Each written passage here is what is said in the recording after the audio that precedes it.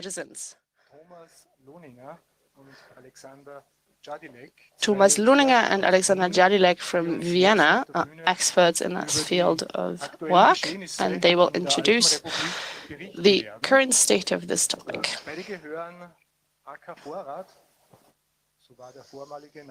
Both of them belong to AK Vorrat, which is now got a new name, which we'll put in later, and it's basically focusing on privacy laws of citizens of the country.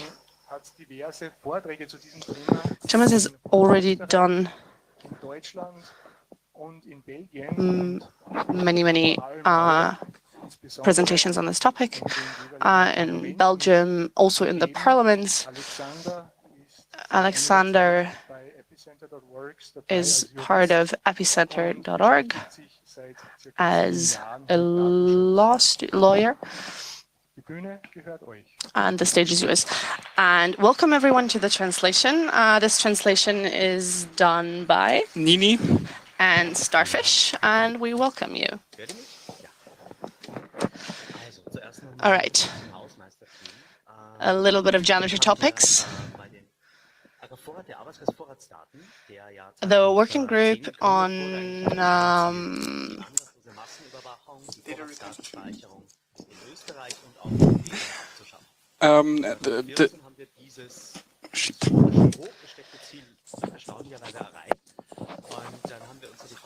in 2017, we reached our highly set goals. So we were thinking, what do we do now? Are we going to work on, or are we just going to stop now? But there was this Mr. Snowden, and this made us realize that we have to move on. We are working on many other topics in data retention now, including the state surveillance law, as well as net neutrality and other issues. And so we changed our name because we thought that data retention is not enough to tell what we're actually aiming for. The new work, Epicentrum Works, wants to show that it's like shock waves through all of society, the topics that affect us in this field. We're going to work for basic and human rights in Austria. And we have a lot of stickers with the slogan, civil society works, because we think it's a recipe for success that if we work with support from the citizenry, for example, when we work against the secret service, but also with like telecom organizations. This talk is not only about Epicenter, but also about Netzpolitik in Austria in general. For example, there have been many things going on there. We now have a regular event called Netzpolitischer Abend, Net Political Evening, which is happening once a month in Vienna. We learned in Berlin how this works at the Netzpolitische Bier, and a group of people found itself to replicate the same thing in Vienna, and we have always had a full house, really every single time, for very different kinds of talks. For example, what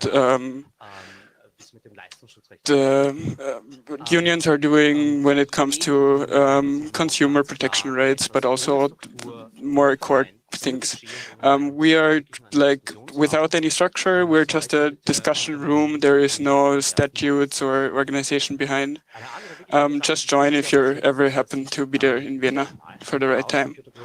At the same time, last year there was also the founding of the Chaos Computer Club Wien.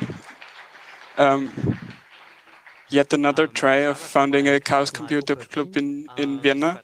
There was a Chaos Nahe Gruppe in Vienna. There have been a break, but now there's a new group like this. The Case Computer Club in Austria has been active with consultation by the parliament, but also pulled off a very interesting event called Privacy Week. Austria didn't have a bigger Netzpolitics event than one evening event, and this changed with the Privacy Week this year. We had stellar talks, and I really want to thank everyone who worked together for making this happen. We're looking forward that this works next year as well. And another thing that I definitely have to mention, Jugendhackt, which you from Germany probably know. It's the concept that you youngsters teach how to program, how to code with mentoring systems. And I was at the first time where that happened in Austria. And now we have this going on in Austria with the same concept that you guys had in Germany. And I've heard nothing but good things going on with that. And if you have any youngsters around you that are interested in, send them there. It's a lot of fun. It's really good for them. All right, let's get to the hot facts now. The most important law this year was the Staatsschutzgesetz, the state safety law.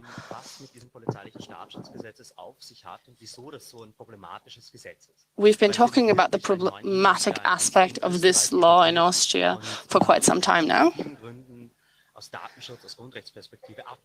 And because of a lot of privacy issues, this is something that we really need to pay attention to and not approve of. Over 30,000 people signed our petition to watch this law and not make it pass the way it's been constructed at the moment. We've done a lot of creative things to work on this topic, and I'm very thankful for everyone involved in working on this. The bigger picture is something very simple.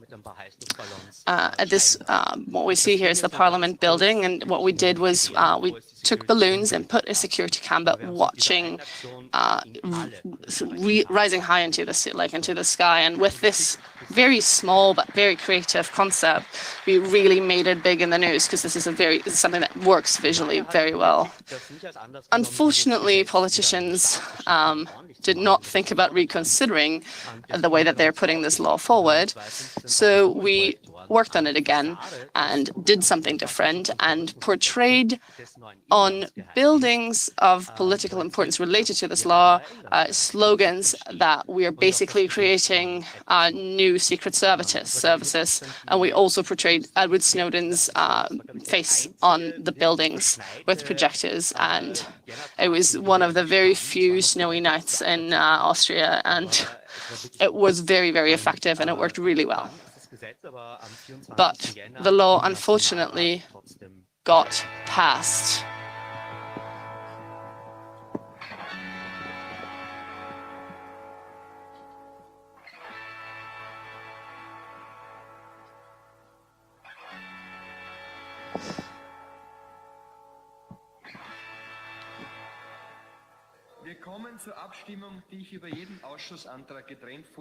What we're now seeing is the Parliament making the decision about the law that they've been trying to prevent from passing in the way that it was formed, because it highly interferes with personal privacy of Austrian citizens. I'm Amon, Angera, Antoni, Aslan, Aubauer, Auer, Bacher, Bayer, Becher, Belakovic, Jeneven, Belakovic, Bösch, Broos, Brückel, Brunner.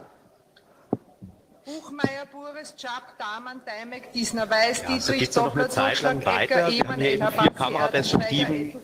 Wie damals bei der Vorratsdatenspeicherung wollten wir... We basically are watching with 4 perspectives into the Parliament, and they're trying to be part within the decision-making process and want to try to show who is making what list, who's making what decision.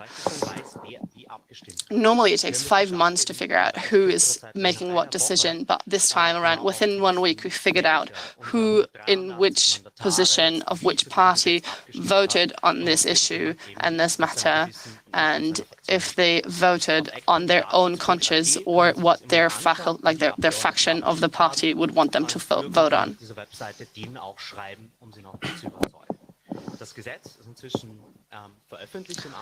The law is publicized by now, and it will be instated publicly by July the past year. July 2016. For the second time in history, we filed a constitutional complaint. And in order to do so, we need 1/3 of the parliament to support our claim. And we got, basically what happened was we got 2 parties to get involved in this. So we got to file the constitutional complaint, and which is going to be dealt with in 2017. And we hope that this will go our way. And now we're switching over to the second subject, which is the Bundestrojaner, which is Trojan malware, state-based.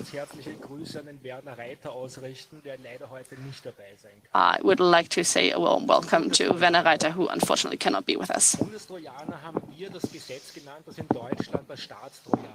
So the Bundestrojaner is what they named, what in Germany is the state Trojaner, which is straight Trojan horse. And it's something that we're fighting because we see it as a very problematic law. A little bit of short note on the history of the subject. We know about a leak that the text of the law was in the drawers of the ministry.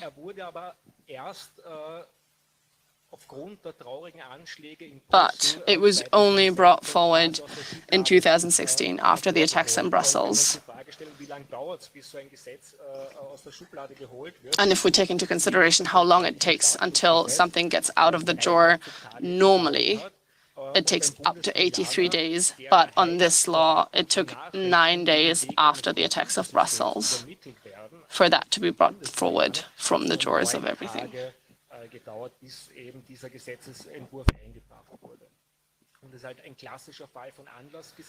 It's a classical case of laws of bringing forward based on action that is taking place in other places where they're taking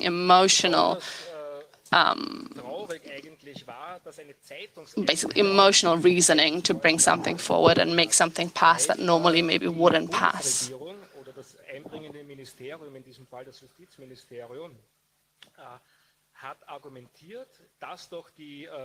The ministry basically argued that the terrorists of Paris, through the network of PlayStation 4, communicated through that network.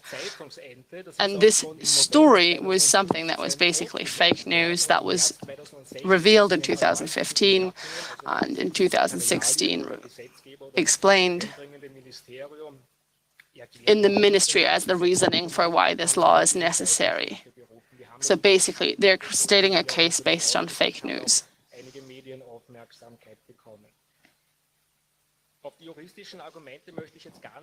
I don't really want to go into depth on the law level of these kind of things. There's an unreasonable attack on privacy and data security that's happening through this snooping software, this surveillance software, which causes problems within. It starts with a question of who is programming this kind of software. And I mean, we can be sure that within the ministry, nobody is doing that. So you've got to hire companies that start doing that, phishing companies, hacking teams, who also cater to totalitarian systems. You've got to buy on the black market. You've got to put tax money into very, very fishy fields and industries. You have to target critical security issues when you're using this kind of software.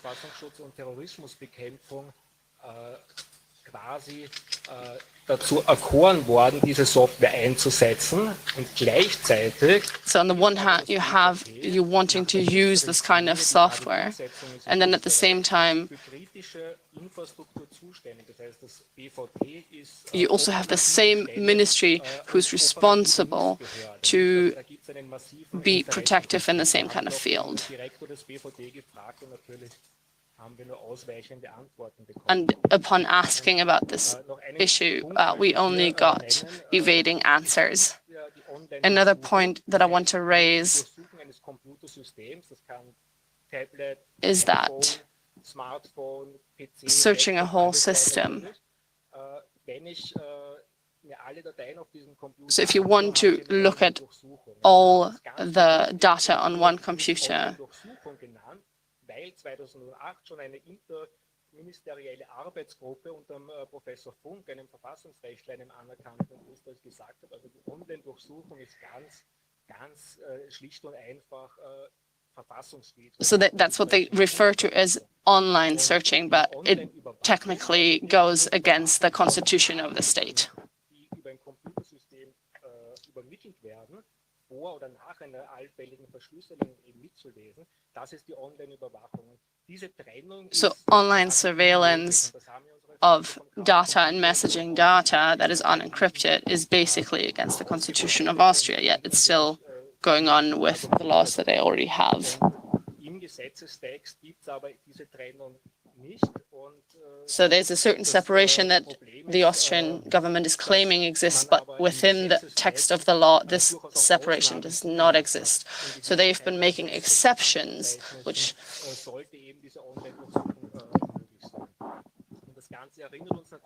So, and all of this obviously remembers us of the thought police of George Orwell's 1984, computer systems, smartphones, our devices are super personal, highly personalized devices that know more than our actual partners that we share our lives with.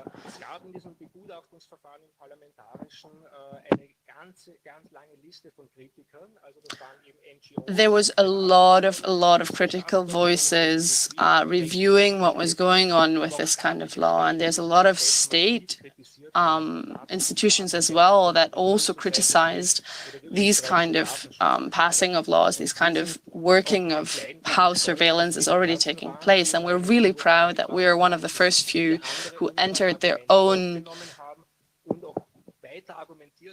suggestion of what should be changed, of how this should be addressed.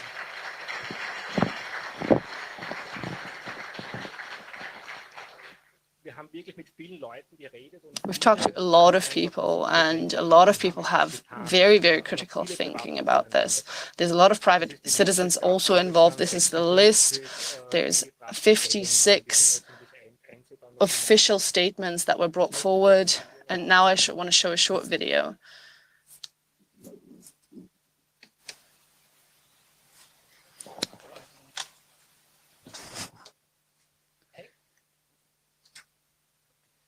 Does the state hack into our smartphones soon?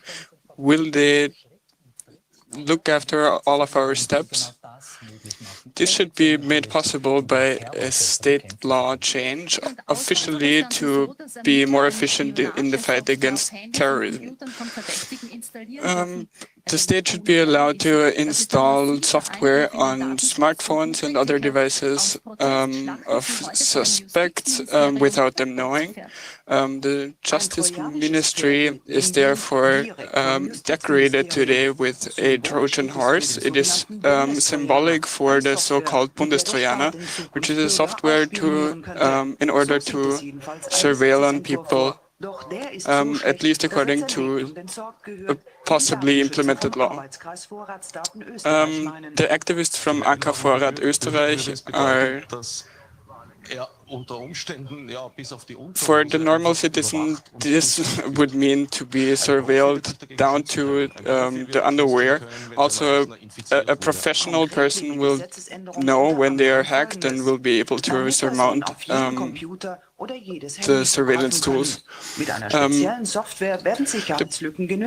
an die dortigen Informationen zu gelangen, und zwar noch bevor sie verschlüsselt werden. Agencies. Der Staat eine Interessensumkehrung hat. Der Staat ist eigentlich dafür zuständig, uns vor Cyberattacken zu bewahren. The state has a state of interest in this case. The state will now be interested in surveilling and making sure that surveillance works on their citizens, which also would be available to third people. Justizminister Wolfgang Brandstätter im Ministerrat mit folgender Aussage. Entscheidend ist doch, at the same time as their protest in front of the door, the justice minister is giving an interview. Das ist so, wie es war, offensichtlich nicht wirklich sinnvoll. In that way, apparently the law is not really useful, but we're going to work on it. This happens very rarely that the minister says, well, maybe we haven't thought too much about our law. We're almost in tears because of so much honesty.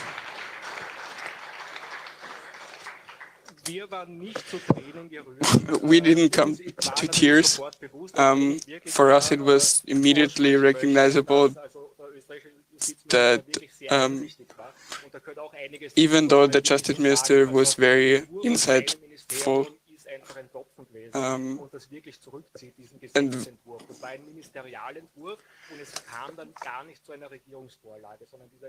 this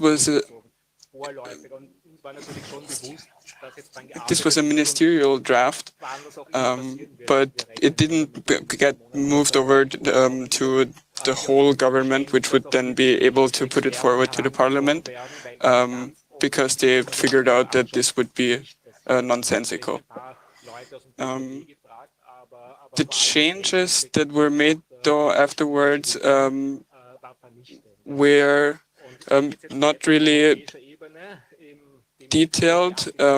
Most on an EU level, we're talking about anti-terrorism laws, and security and anti-terrorism organizations should be able to use these kinds of tools, investigative tools, for covert surveillance, including electronic surveillance.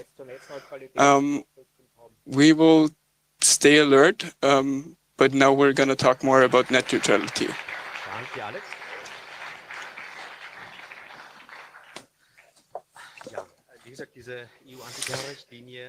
As said, this EU anti-terrorism directive is a directive, so it doesn't immediately get put into national law, but the national parliaments have to form their own laws after this directive. This means we can fight. Only in 2 cases we were able to stop the law with good arguments and a little bit of pressure from the street. In this case, this worked with the long list of very many people that raised their arguments. And in this case, the politics listens to it. It shows that democracy works, but also that an actor is necessary that points out these issues. We only are able to show the tip of the iceberg, but all of the administrative tasks and also the legal work is very necessary. If we move on to an European topic, net neutrality, we had a great success in August after 3 years of campaigning. The new rules for net neutrality for the internet in Europe are fixed. In my other talk today with Chris from La Quadrature du Net, we have explained what inside this law.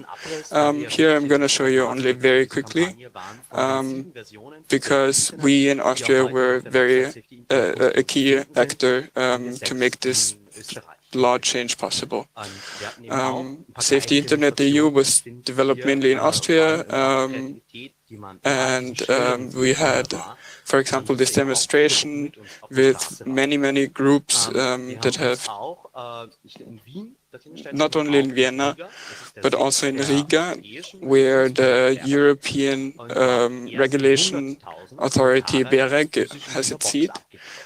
We came over and brought the first box of 100,000 comments.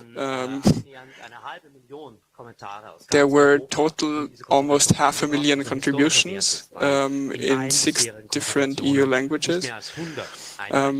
In most of these consultation processes, there were only a couple of hundred mainly contributions, but this time this was very different. Die offizielle Zahl war ja früher immer 510.000. Das lag daran, dass einfach am Ende so viele E-Mails geschickt wurden, dass nicht mehr alle von dem E-Mail-Server, der ein Windows-Server war, due to some technical issues, not all of the emails were able to receive all of the emails. The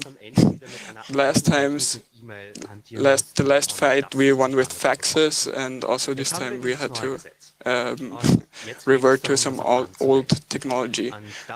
Now we have some form of phrasing, and now we're moving over to making sure that this is actually implemented.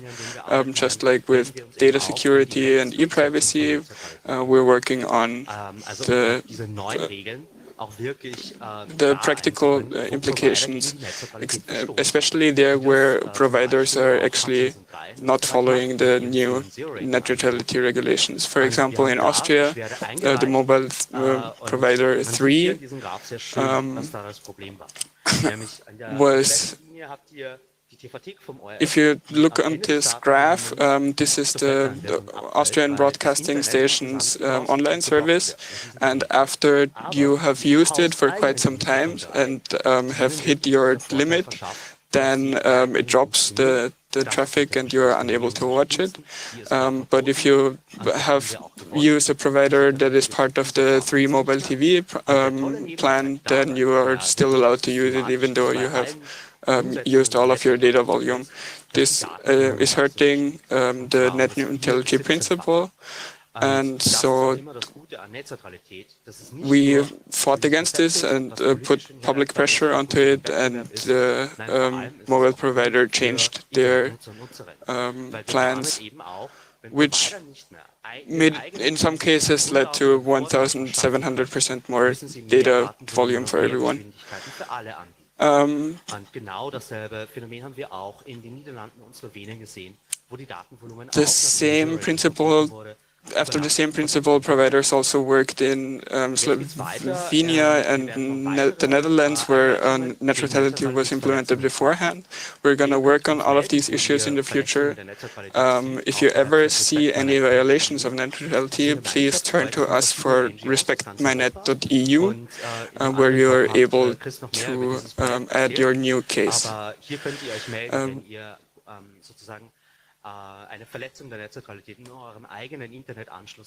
If you see it on your own internet access, just put it there, and this is our crowdsourced to-do list in the field. Also, if this is going well, we're looking for an economics person for our team, because this is a part where you also have to make an argument from an economic standpoint of view. So moving on to the next topic, transparency law, which is something that seems to be a burning topic, a continuously burning topic in Austria, which Austria is one of the few countries that still has it has a certain kind of law that makes you able to keep things very secretive and private, which is part of the Austrian constitution, which is rare within Europe countries.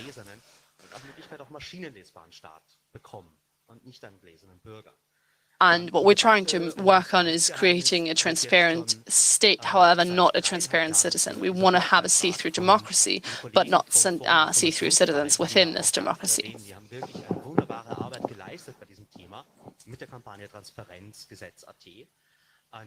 we have a group of people that do amazing work on this kind of field, and they raise great awareness on this topic, and we really want to thank them. You can see one of the authors who's working on this issue portrayed on the slides right now. There is a draft that at this moment is being put forward, but it's not publicly accessible. So in parts, what we already know is that is something that's going to make stuff worse than better. Everything that's considered in relation to how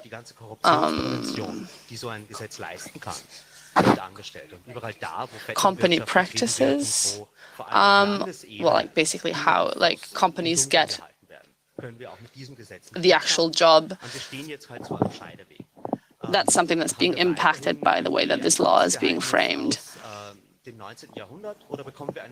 And the question right now is, are we sticking to the 19th century secretive act, or are we creating a transparency law that will make the state more comprehensible for its citizens and democratic members? This law last December was dealt with in the constitutional ministry, but it's still not part of the daily agenda of the parliament. We're sticking on this subject with the colleagues of a forum who's also working on this issue, and we're trying to continuously bringing it forward. We're now talking about copyright laws. Günther Oettinger brought forward a copyright law that is disastrous. One of the aspects that's the most disastrous is called is upload filter, which forces any host of a website to check whatever they upload against copyright laws, which basically means that technically Google with Content AG, which any kind of knows about any kind of cultural stuff happening around the world and publicizing that, they can't really do that anymore because that's basically infringing copyright law in the understanding of how the EU is trying to put this forward with what Günther Oettinger is trying to do. Thomas Trotzer, the Minister for Media, is at least partially in favor of that. But the most important part for him is how press support and media support will be handled in the future.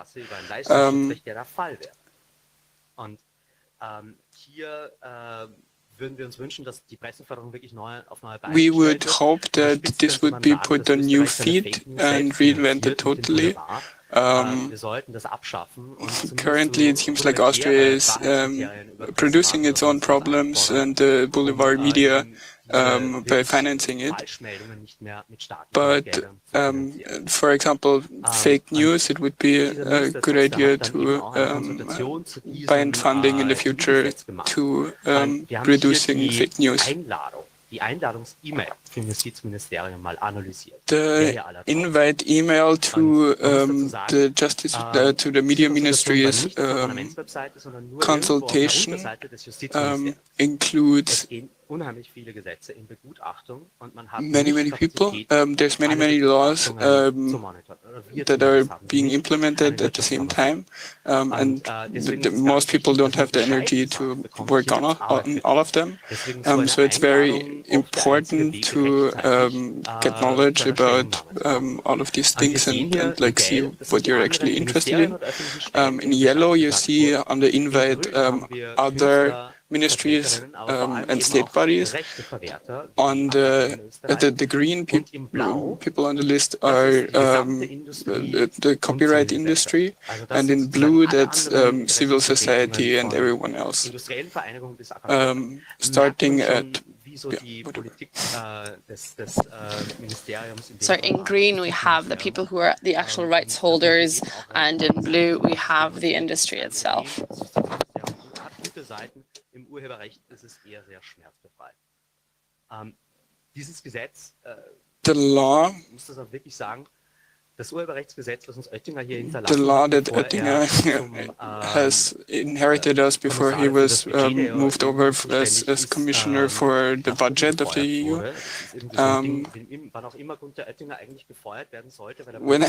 Whenever Günther Oettinger does something stupid, he will get promoted. And this is one of the most problematic laws in the Netzpolitik field, including the upload filters for all platforms, from Wikipedia to Moodle e-learning platforms. We need to put this away. This may not exist in Europe because you need the censoring infrastructure of China to actually put this in place, and then it can be used for other things as well. We also work for a unified fair use. It should be there should be some forms of limitation to copyright, and they should be Bild von einem Politiker nehme und daraus irgendwie ein lustiges animated GIF mache, dann ist das ein Recht auf including the modern forms. For example, if you make a GIF, this should be in a fair use manner possible to do. And the third thing we're working on is the ancillary right for the press publishers, which has already been in place in Spain and Germany, and which has massively failed there, and we shouldn't put it on an EU level. Next topic is heat, which Alexander is going to take over. For the last block, we're going to talk about the project HEAT, the Handbook of Evaluation of Anti-Terror Legislation in Austria. This is a work that we have worked on for the past year. And there was many contributors. Who has written it? The AK Vorrat, or now Epicenter Works, has started all of this. And the Research Institute, the Center for Digital and Human Rights in Vienna, have worked together for this. It was financed by the IPA Stiftung, by some random grant in Austria, and with 25,000 euros of crowdfunding. Why did we do that? We are losing the war. We sometimes win a battle, but and we also argument all of the intricate legal stuff, and we also move over to constitutional laws. But in the bigger picture, we're losing the war. We want to have a fact-based security policy. We don't need ad hoc, knee-jerk legislation. And for that, we need transparency about how effective all of the measures put in place actually are. So we looked at all of the laws. The fact is that the need for a law has to be evaluated by the state already before putting the law in place. This happens rarely in the field of surveillance. We wanted our arguments that we put forward to the courts already heard during the legislative process.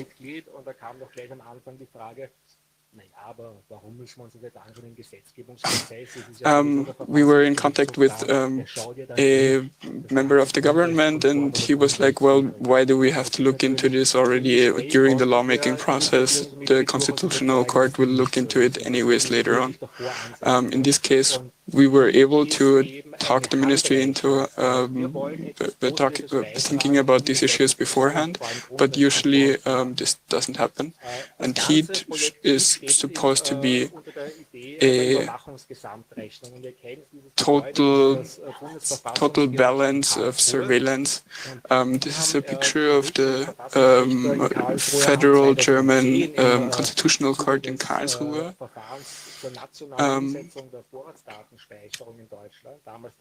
During the data retention directive implementation in Germany, Comprehensive Surveillance Footprint Evaluation.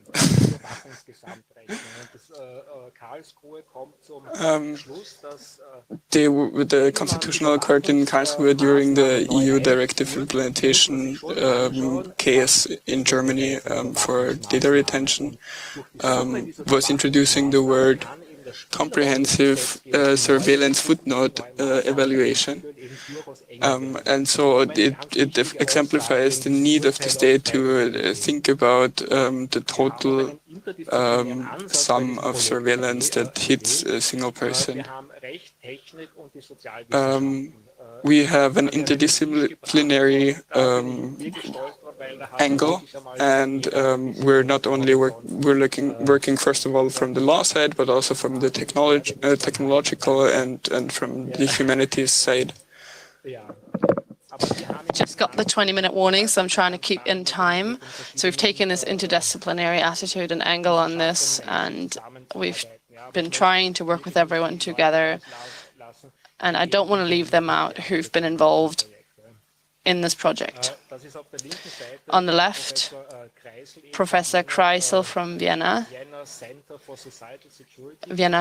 for Society of Security, who's a social scientist and wrote the social scientist chapter of the charter.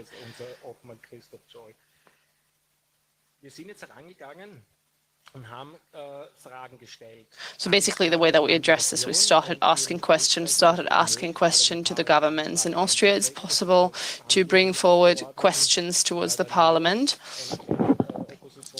which we thankfully could do due to small parties within the oppositions. 2015 wurde vom Justizministerium kam die Aussage, dass keinerlei Trojaner-Software zum Beispiel. Basically, which brought also one of the things that was brought forward is that there was no Trojan software that was put to use within the Austrian society through the government, which was something that was never done through them. Yet, however, we have a leaked document from the state police, which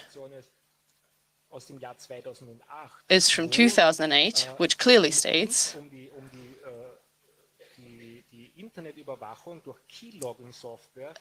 the internet surveillance through keylogging software, which was asked for, which was brought forward to the state officials and the courts. And so obviously the government had no idea what their actual policemen were doing. Or they just lie to us. We're not sure of this. So we looked at a few laws. Which laws did we look at? There's obviously the police state securities law, which is one of the most important ones, which was instated this year, which is a law that enhances the possibility of surveillance. And this is something that we, up to this point, have not had. And now we're waiting on the constitutional courts whether or not this is actually something that they can pass and they can take into action.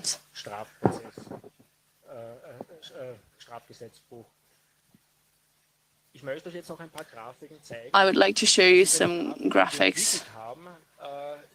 This is one that we created.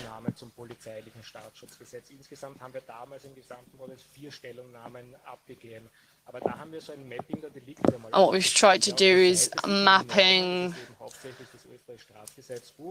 mit einer kurzen Bezeichnung, mit der Strafdrohung und dann farblich kodiert, welche Ermittlungsbefugnisse, welche Überwachungsbefugnisse sind vorgesehen.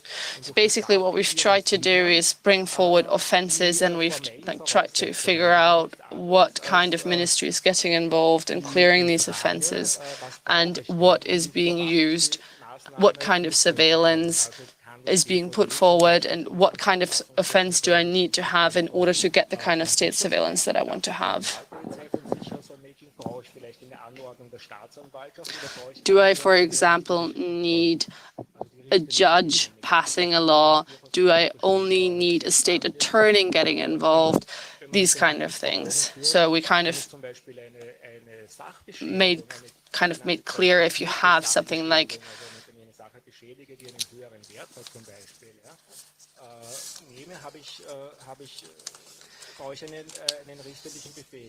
so damage of property damage, like what am I going to do with it? How do I get an actual surveillance warrant issued?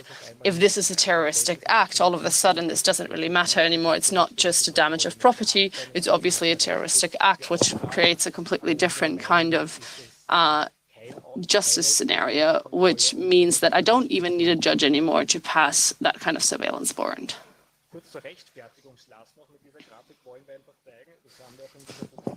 So what we want to show now is the weight of justification.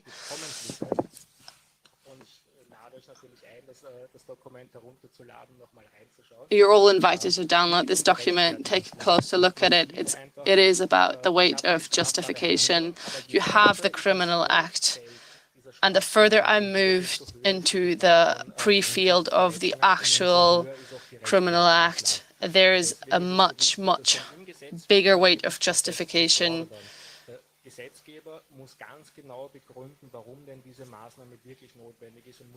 The lawgiver needs to give facts and give reasons of why these kind of laws need to already apply this kind of, like in this kind of early stages, and the weight back, like in those early stages, is much, much higher.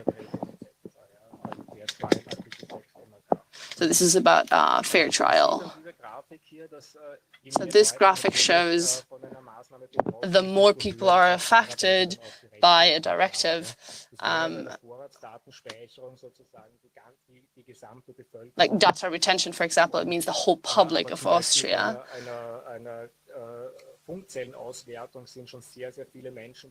But already within Funkzellenauswertung, where you basically extract the data of all the people whose phone numbers are within this kind of radar point,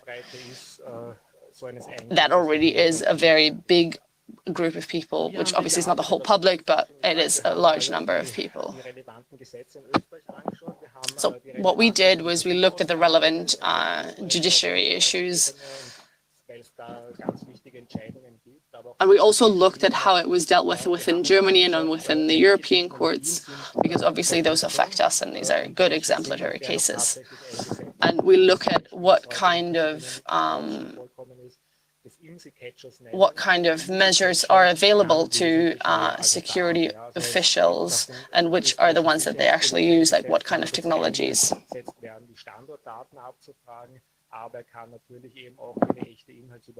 For example, the current law that they passed is obviously it's possible to extract geodata, geolocation data, but it also goes as far as actually listening in.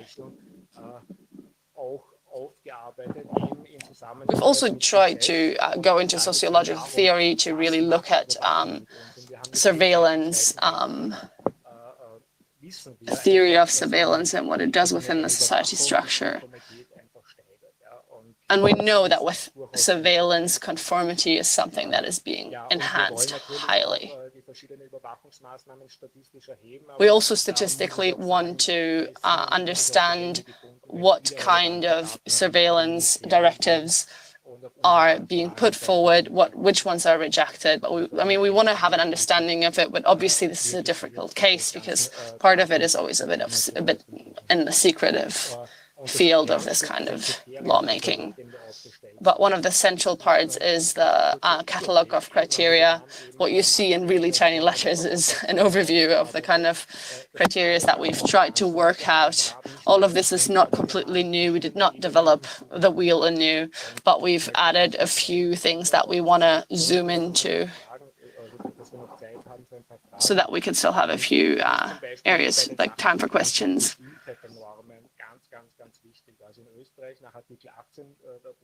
In Austria, based on Article 18, we have the principle of legalizing. Norms need to be comprehensible. Norms cannot be against the Constitution. Only if the normal citizen of Austria can understand the norms and act upon these norms, the laws can be passed, and especially within the police state security law, this is something that needs to be highly questioned. So there's the formal aspect of it is not even fulfilled. Another aspect is the actual control of a judge. Is that something that is given or not? So that's part of the legal protection when it comes to the kind of laws.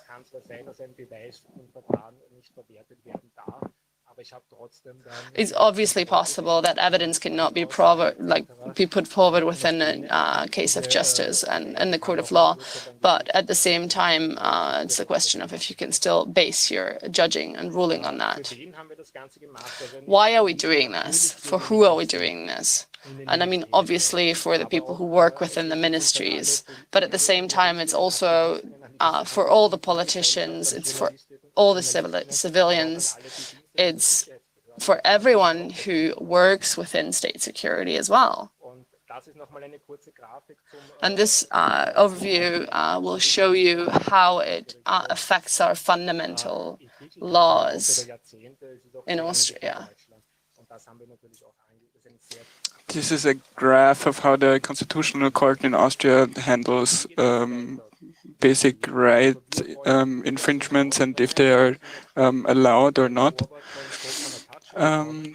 The next steps are making a printing version. We are very glad that Professor Joe Kanatacha from the United Nations, he is the special envoy on the private sphere, has written the preamble to our text. We will want more transparency, and we will act to make newer versions of this document as we move forward. We would also like to do the same thing on an EU level, and hope that our book is used both for jurisdictional analysis, but also in in court cases.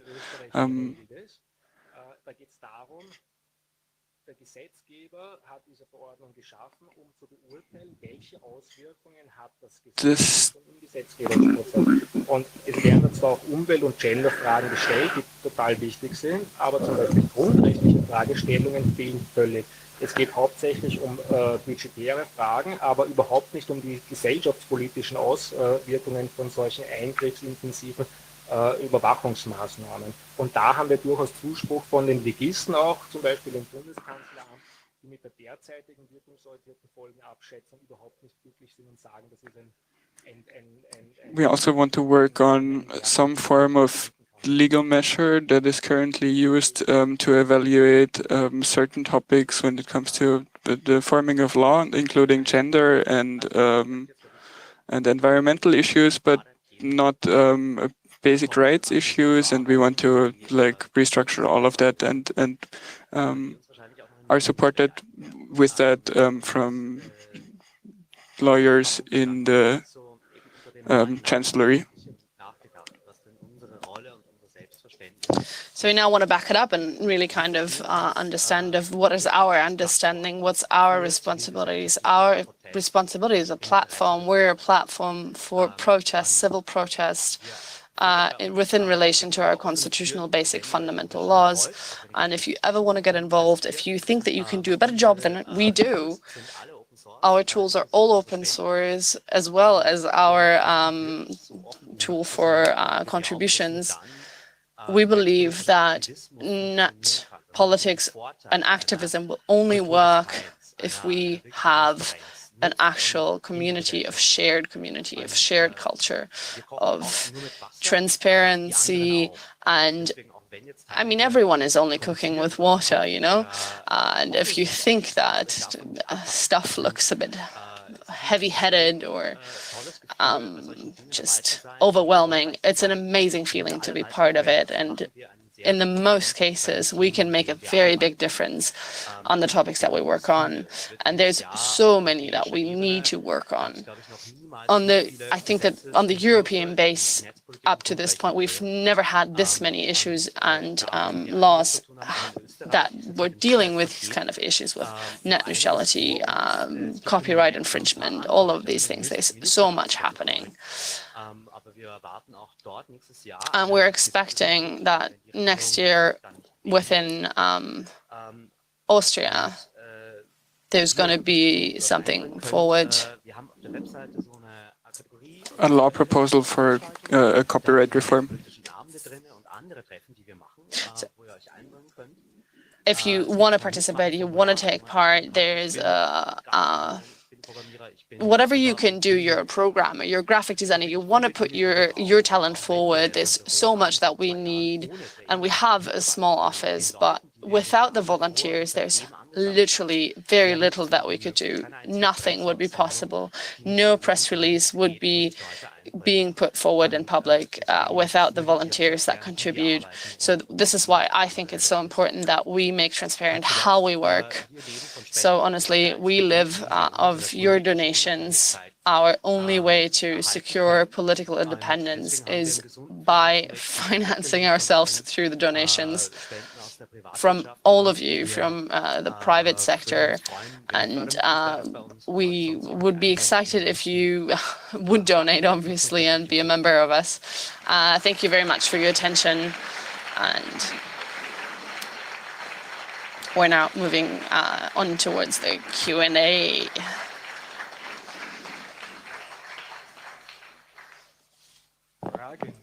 Questions, please.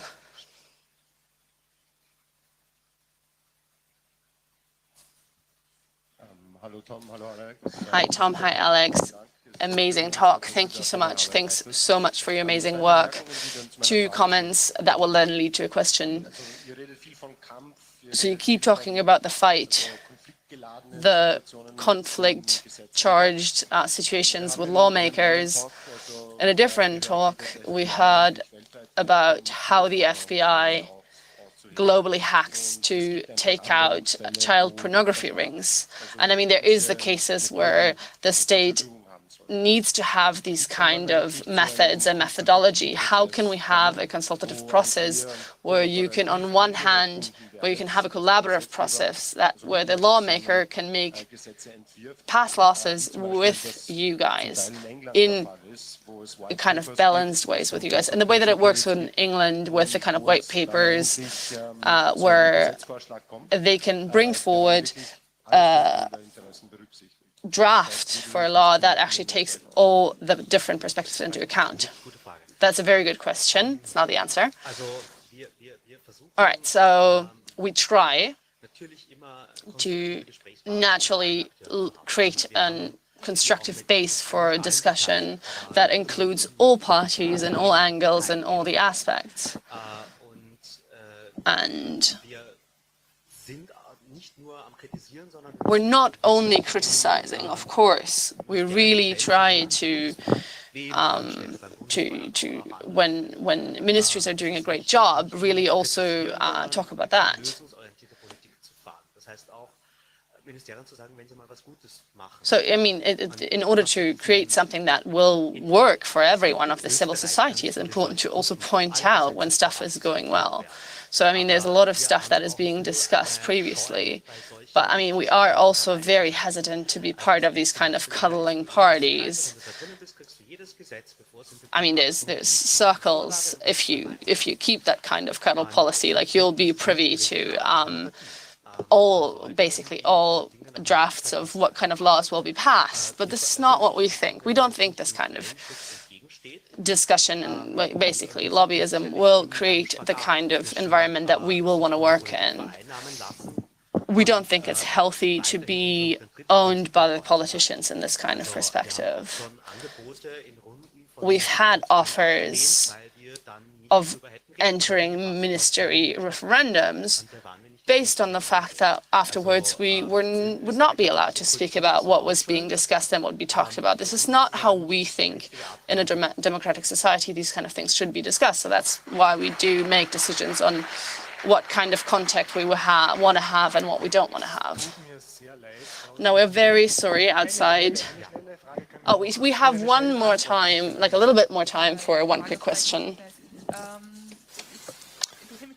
I'm interested how the Constitutional Court in Germany has influence on Austrian things and how you can argument things in Austria then. Many things are quite common between Germany and Austria, but the Constitution is not one of these fields. For that, you have to say that the Austrian highest court or Constitutional Court and the German one are somehow friends.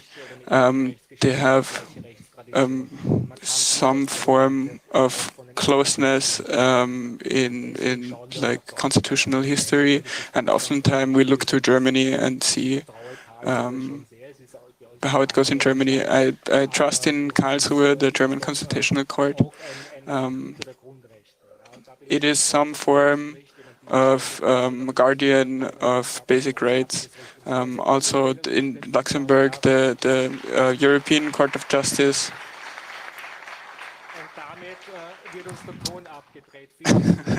And at this point, they turn off the audio for us. We will also